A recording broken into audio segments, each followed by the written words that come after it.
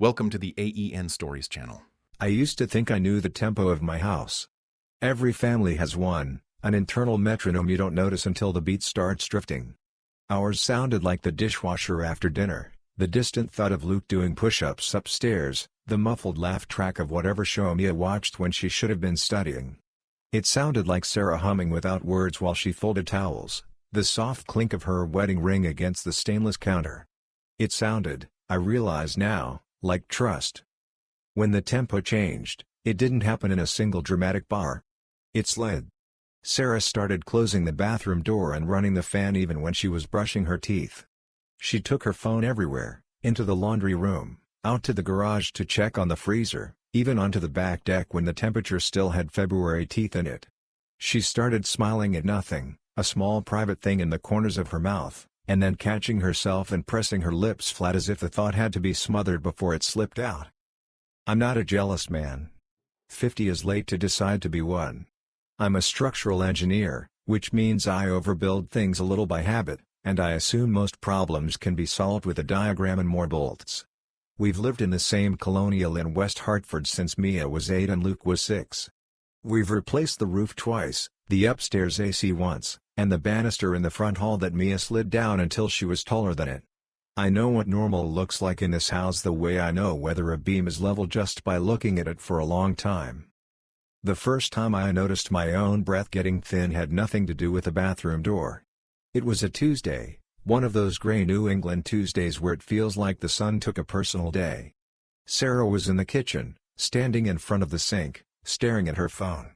The water was running, her hands under it, but she wasn't washing anything. Mia came in, grabbed a banana, and froze, reading her mother's face like a pop quiz. "Are you okay?" Mia asked. "You look weird." Sarah clicked the screen off too fast and smiled like people smile in toothpaste commercials. "Tired," she said. "I didn't sleep." Mia gave me a look I hadn't seen since she was little, the one that asked, silently, "Are you seeing this?" Luke shuffled in on cue, sleep-matted hair, hoodie he refused to retire because it had his JV baseball number across the back. He took in the air like an animal does, nose lifting, assessing weather. "You're not sick, right?"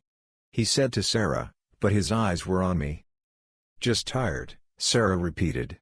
"Please stop watching me like I'm going to faint." After they left for school, she turned to me like a woman exiting a stage and said, "Please do not let our children turn into narrators." It was a joke dressed as an instruction. When she kissed my cheek on her way out, to yoga, she said, I felt the press of her phone in her sweatshirt pocket more than the press of her lips.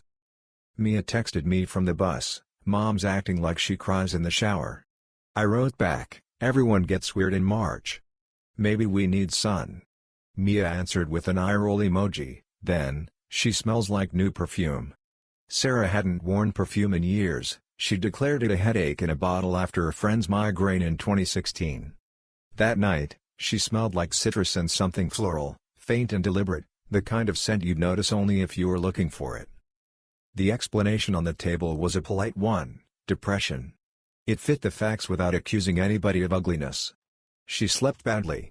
Her appetite wandered. She smiled and then stopped. She pulled away when we leaned in. Depression is a thief that looks a lot like secrecy. The kids saw it first because teenagers are surveillance systems with hair. Mia hovered in doorways. Luke dropped little grenades of humor and watched for explosions. "Do you think she needs to talk to someone?" Mia asked me in the car one morning, voice brave the way people are brave before they take a jump. I said, "Maybe," and tried to make my voice the softest thing in the car. Sarah's parents, Marilyn and Roy, live 20 minutes away. They're the kind of people who make casseroles as an initial response to anything. When they came by on Sunday with 2 foil-wrapped bricks, lasagna and something called company chicken that I think is a casserole of things that wish they were soup, Marilyn looked at Sarah hard enough to leave thumbprints. "Are you taking your vitamin D?" she asked. "Everyone's low." Roy, who doesn't talk much about feelings because he likes to plant them like perennials and let them do what they do, took me aside in the garage under the pretense of admiring my new shelves. "She seems off," he said, like reporting a weather system. If it were one of the kids, I'd say call drive. Benson. If it were one of the kids, I said, and didn't finish, because the sentence would have ended in a place I didn't want to look. If it were one of the kids, it would be easier to say out loud. We tried small fixes first. I said yes to whatever Sarah suggested, hikes, then not hiking, trivia night with neighbors, saying no to trivia night with neighbors, maybe buying a new rug for the living room as if we could redecorate our way out of the mood. At night I'd lie awake and watch the phone-shaped rectangle of light under the bathroom door, her silhouette moving like a slow storm cloud, and I'd tell myself, this is how people manage. We wait. We don't assume the worst because the worst has a way of taking off its coat and staying. The intervention wasn't my idea or the kid's idea, it was Marilyn's.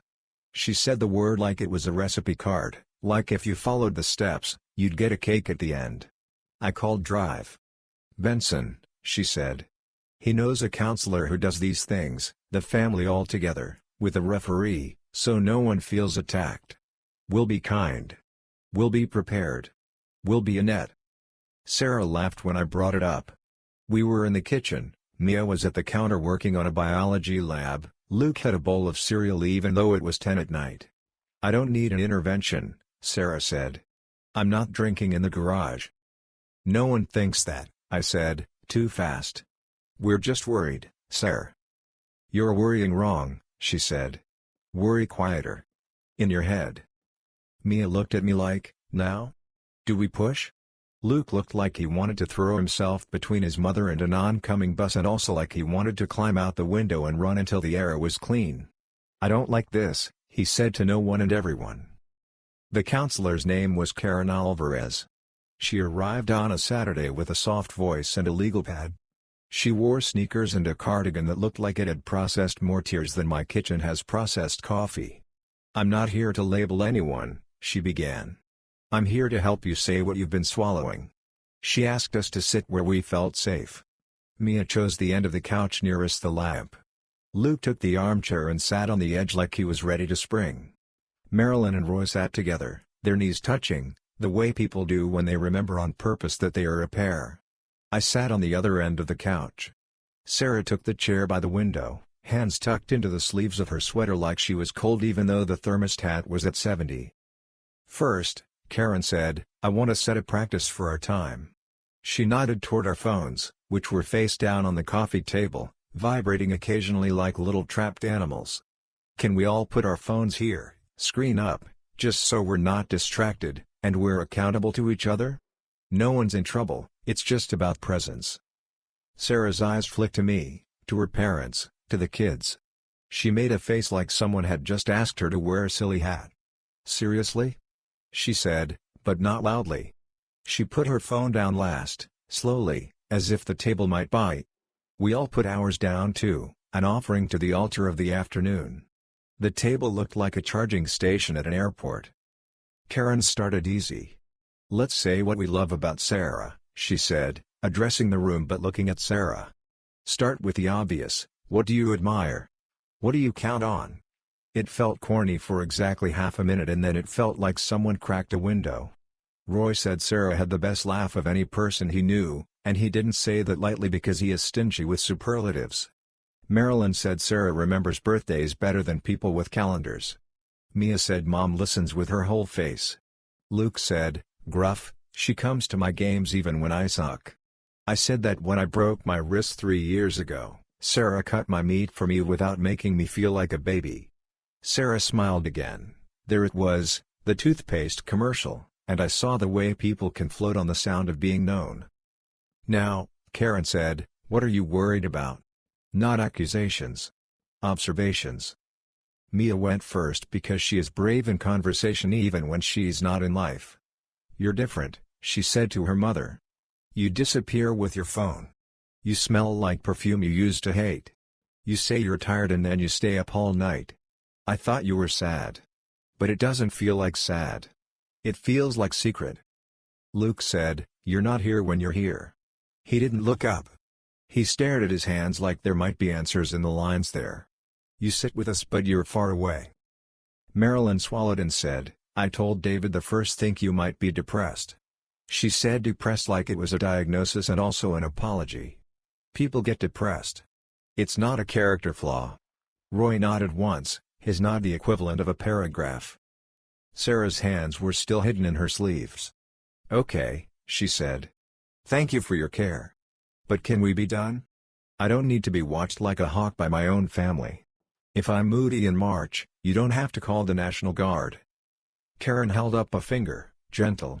"One more thing," she said. "I want to show you something. It's not a trap. It's a way to check whether our words and our bodies match." She pointed to the phones. "For the next 2 minutes, we're going to sit quietly. We are going to let whatever comes, come. If a notification comes in, we don't touch. We don't narrate. We just notice our own bodies." It felt like a theater exercise. We sat. The room sounded like my house again, the hum of the refrigerator, the tick of the baseboard heat, Luke unconsciously cracking a knuckle and then looking embarrassed about it. My phone lit up with an email from a contractor, Roy's lit up with a news alert about something that would matter and then not. Karen's didn't move. Mia's pinged with a group chat that probably had more emojis than words. Sarah's phone started to vibrate. At first it was one note, the way a text bounces against the quiet. Then another. Then a cascade. The screen lit, went dark, lit again, so fast the glow started to feel like a small strobe.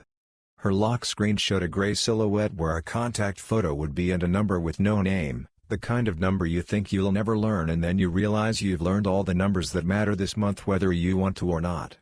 The first preview was a photo. The second was a heart. The third was a sentence that began, "Can't stop thinking about the way." Karen said, softly, "We're going to keep breathing," and for a terrifying second I thought she meant me. I realized she meant the room. Mia made a sound like the start of crying but then bit it back. Luke, who is usually kinetic to the point of driving substitutes crazy, went absolutely still. Marilyn put a hand over her mouth, fingers bent at the knuckles like a child. Roy stared at the coffee table as if the phones had turned into a snake. More messages. Another photo preview blurred by the lock screen. Sarah's hand twitched toward the phone and then she stopped, as if she'd put her palm against a hot stove without meaning to. The thing about shock is that it is not cinematic, it is physiological. My hearing sharpened, somehow, and then dimmed. I could hear the fan in the bathroom upstairs even though it wasn't on. I could hear my own pulse, or maybe it was the refrigerator's. Finally Sarah snatched the phone up like a person yanking a child away from a busy street. "Okay," she said, and her voice was high and thin and both too fast and too slow. "Okay. I can explain." "Don't," Luke said, and it was the first time I'd heard the exact texture of my voice in his. He said, "We thought you were sick." "We thought you were sick, Mom?" His face did a new thing I had never seen, 18 years old and 8 years old at once. Mia moved her foot back an inch like the floor had shifted and she needed a new balance point. She said nothing. The muscles in her jaw worked the way Sarah's do when she's about to lose and trying to choose whether to lose with grace or with fight. Karen exhaled audibly, not because she was relieved, none of us were, but because that's what a person does when a mask falls in a room where everyone wanted a different face underneath. "I'm going to name what just happened," she said, low, careful. "The story we were building together hit a fact that doesn't fit." Sarah pressed the phone to her chest. "It's not what you—" "It never is," Mia said, and immediately winced, as if she'd surprised herself by sounding like a person from a show she makes fun of. Marilyn stood because she didn't know what else to do with her body. "Who is it?" she asked, and then, "Don't tell me." She sat back down. Roy looked at me, not his daughter, and it landed like a hand on my back keeping me upright. "David," he said, and I thought he was going to say "I'm sorry," which is a sentence that can't carry anything but itself. He didn't say "I'm sorry." He stood, moved around the coffee table like he was stepping through a construction site, and sat beside me on the couch where I'd left a space without knowing I'd left a space for him. He put his hand on my knee, not my shoulder like men do when they've practiced it, but my knee, and he squeezed once, like a man telling a beam to hold. Luke looked at Karen like a boy who wants an adult to blow a whistle. "We called you because we thought she was depressed," he said. "We thought, like, we could fix it with us. But she's just lying," Mia finished, her voice raw. Sarah started crying then. It wasn't loud crying, not the kind that makes you feel like your insides are being wrung out in the laundry room. It was quiet crying, which is worse, somehow. She put her face in her hands and the sound that escaped was like a dog trying not to whine. "I didn't mean," she said, and then, "it got away from me." She looked at me like there'd be a time travel portal behind my left ear. It was supposed to be just talking. Someone who saw me as something besides a mother, besides a wife.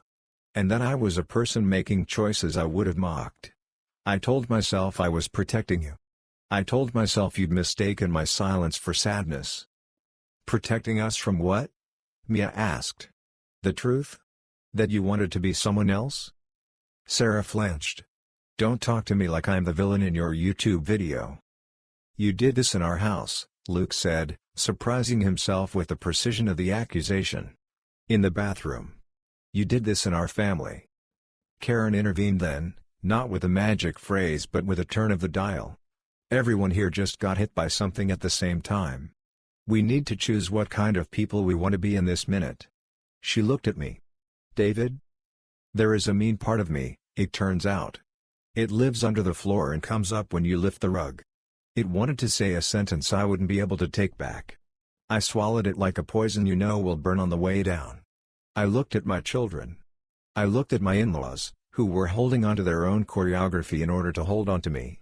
I looked at my wife, the mother of my children, the girl from the Wesleyan barbecue who told me I looked like somebody who followed rules until someone showed him a reason not to.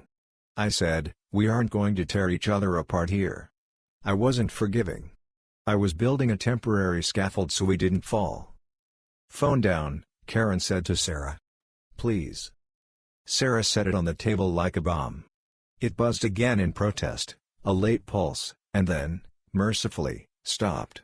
The screen went dark as if embarrassed. I want to say this carefully, Karen said. We planned for a certain conversation. Now we have another. If we stay in this room pretending we're on the original agenda, we're going to cause more harm. If we go feral, we'll cause more. What I propose is this, we agree on the next play. Just the next, not the season. Roy nodded. A plan is better than a stew, he said. Marilyn nodded too, though she kept pressing her thumb into her palm like she was trying to wake herself up. Mia said, I can't look at her. She sounded 5 and fighting. Luke said, I'm not staying in the same house, which meant he was choosing me, and the fact that he said it like a man, not a boy, broke some new part of me I didn't know was there. Sarah took a breath that looked like it hurt. I'll go, she said. Tonight. Her eyes flicked to me. I'll go to my mother's. Marilyn flinched.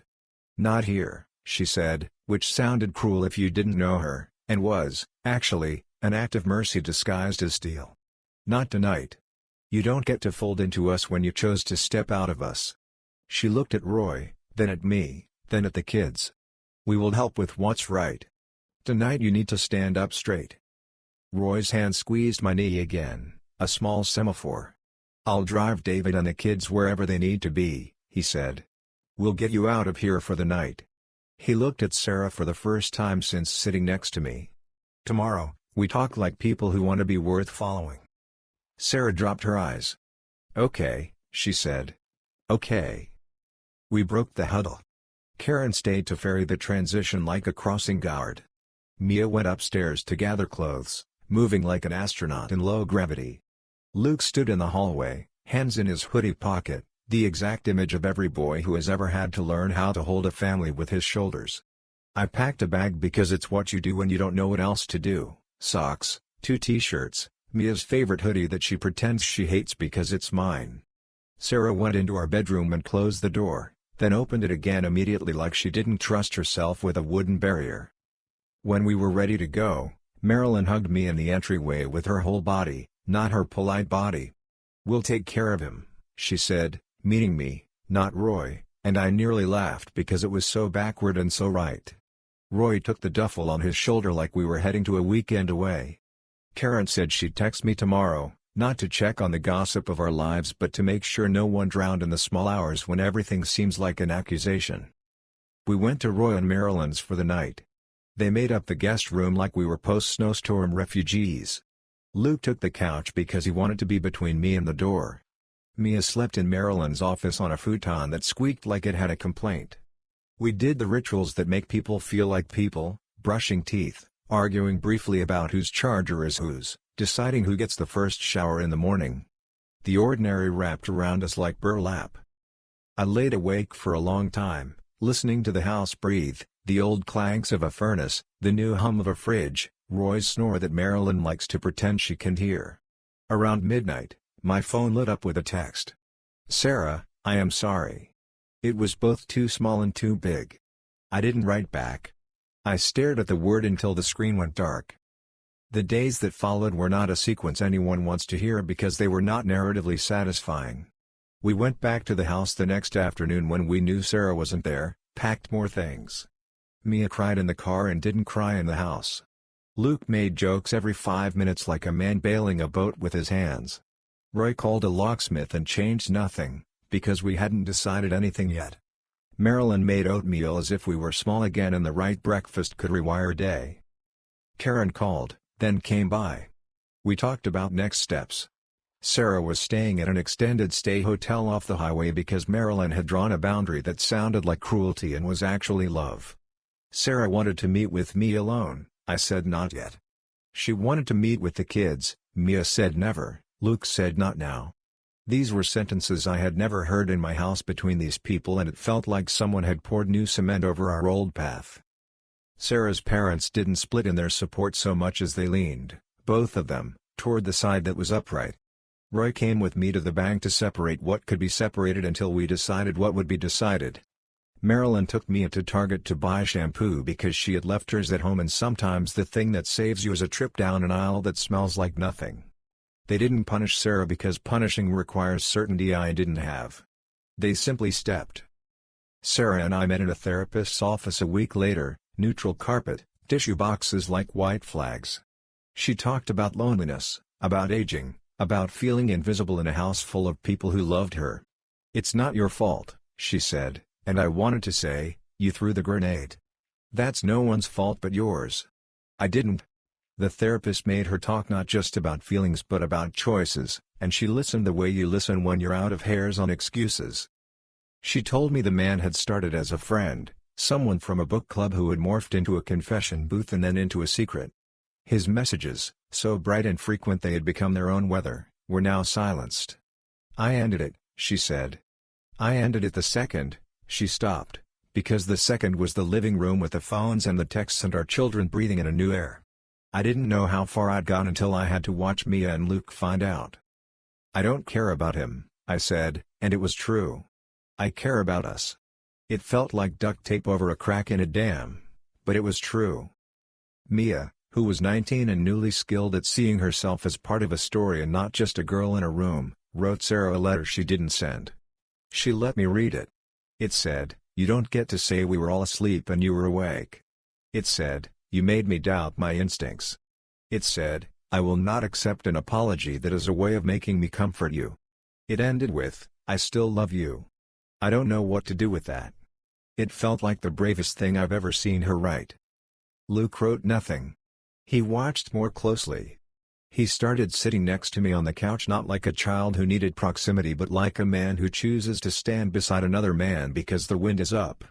He still went to baseball and still took out the trash on the wrong night sometimes and still left bowls in the sink, which felt like a blessing. He refused to answer Sarah's texts for a while, and when he did, he answered with logistics. "Practice ends at 5:30. I left my water bottle at your place." He wasn't cruel, he was careful. He was saving the tender parts of himself for when they would not be used as raw materials. Eventually, we had to talk about where we lived. Karen moderated and drew boxes on paper, that soothing therapist trick for people like me who like shapes.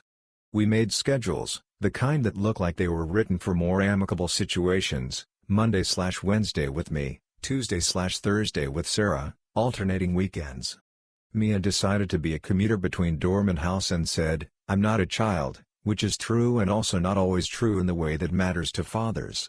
Luke said he was staying with me for now and then didn't add an end date. Sarah nodded the way people nod when they know they can't negotiate from where they are. We told extended family in careful phrases. We told a few close friends, the ones who could hear a story without needing to know every adjective inside it. We didn't announce it on Facebook or write a notes app confession. Not because we were cowards, but because the public is terrible at holding anything that still needs to be shaped by the people holding it. Here is the part I didn't expect and people don't like to hear: there were good days. Not all at once and not forgiving days, but days where I sat on Roy's back porch with him and he told me about the one time in 1979 he almost left Maryland after a bad year and a worse week, and he didn't, and he was glad, and also this wasn't that. He said those sentences with the same hand that had squeezed my knee, and I believe both things were true at once. Marriages can be saved and marriages sometimes shouldn't be, and the people in them have to build the bridge they can walk. Sarah did the work everyone says you have to do after you set your house on fire.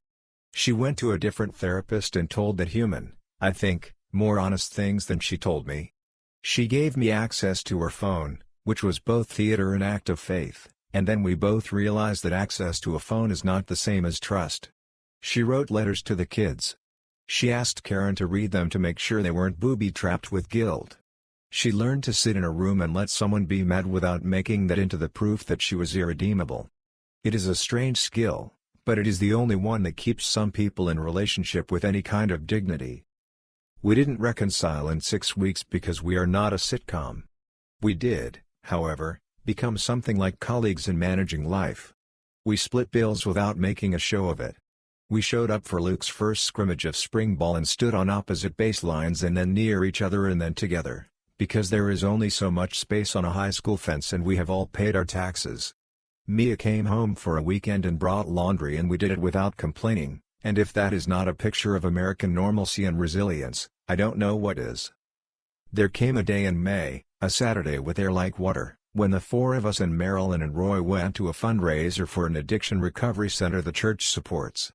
It felt like a cosmic joke, and none of us wanted to say it out loud. The room was all folding chairs and bad coffee and 2 sincere speeches, and it was, in its way, lovely. People stood up and told the truth in short bursts and sat down and no one clapped too long. A man with the kind of face that looks like it has learned to forgive itself said, "The worst day of my life happened in a room where I was loved." That's the only reason it didn't stay the worst day of my life. I wrote it in my head and wanted to tell him he'd just given me language for our living room.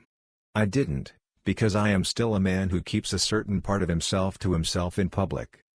Later that night, Sarah texted, "Thank you for not making me the worst version of myself forever."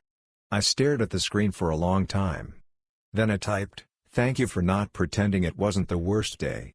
I put the phone face down not because I had something to hide, but because for the first time in months, the darkness under the phone felt like rest, not secrets. I don't know how this story ends. There are versions.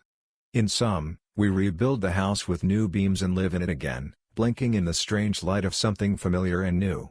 In others, we sell and live across town from each other, passing casseroles like neighbors, telling new people soft versions of the truth and trying not to make the soft a lie. In all of them, I think, we are a family, because our children exist and require us to be. Not a fantasy family, not a Christmas card photo, but a group of people who stood in a room and watched the world tilt and didn't let each other fall into the hole it made. A few weeks after the intervention turned catastrophe, I was in Home Depot with Luke, buying mulch because suburban men are contractually obligated to buy mulch in the spring. We were comparing the merits of black versus brown like it mattered. He put a bag in the cart and said, "You okay?" in that faux casual way of his that is actually tenderness with sunglasses on. "I am," I said, and realized it was, for that minute, true. "You?" He nodded. "Yeah." He looked down the aisle, where life looked like pallets and fluorescent lights. Mom texted. I told her I'm not ready to hang out. She said she'll wait. I told her I don't want her to wait like it's a test I made up. She said she gets it. He shrugged. I guess that's something. It is, I said. We put a third bag of mulch in the cart because if there's anything I've learned in the last months, it's that you should overestimate what you'll need for the parts of your life that ground you. We loaded it into the trunk. We drove home to Marilyn's meatloaf and Roy's dad jokes and Mia's FaceTime squares in a house that hummed. The tempo isn't what it was. But it's a beat we can learn to live with. And sometimes, Late at night, when the dishwasher clacks and the baseboards tick and the world is only as big as the room you're in, I think, we did not choose the worst version of ourselves forever. That is a kind of miracle I will not pretend to understand. I'll just keep the rhythm. Thank you for listening my story. If you want more raw, real, and gripping stories like this one, subscribe to the AEN Stories channel. Your support keeps these stories alive.